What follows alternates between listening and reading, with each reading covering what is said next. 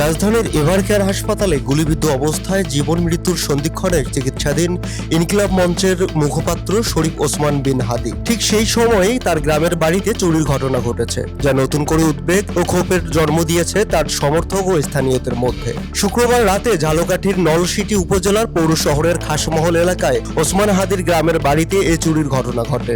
নলসিটি থানার ভারপ্রাপ্ত কর্মকর্তা ওসি আরিফুল আলম বিষয়টি নিশ্চিত করেছেন। তিনি জানান, জানালা ভেঙে দুর্বৃত্তরা ঘরের ভেতরে প্রবেশ করে।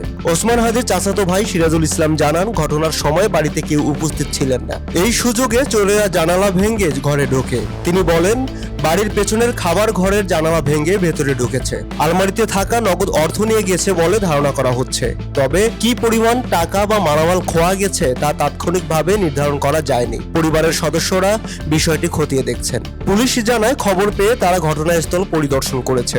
বিষয়টি তদন্তাধীন রয়েছে এবং জড়িতদের শনাক্ত করে দ্রুত আইনের আওতায় আনার চেষ্টা চলছে। উল্লেখ্য, এর আগে একই দিন শুক্রবার দুপুর 12:30টার দিকে রাজধানীর বিজয়নগরে নির্বাচনী প্রচারণার সময় দুর্বৃত্তদের গুলিতে আহত হন ইনকিলাব মঞ্চের মুখপাত্র ও ঢাকা ৮ আসনের স্বতন্ত্র সংসদ সদস্য প্রার্থী শরীফ ওসমান বিন হাদি।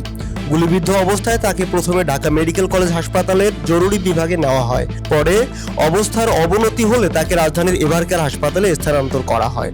বর্তমানে তিনি সেখানে লাইফ সাপোর্টে চিকিৎসাধীন রয়েছেন। এ ঘটনার পর ঝালকাঠি সহ দেশের বিভিন্ন স্থানে তার ওপর হামলার প্রতিবাদে বিক্ষোভ ও কর্মসূচি অব্যাহত রয়েছে। রায়হান কিবরিয়া, তিস্তা টিভি।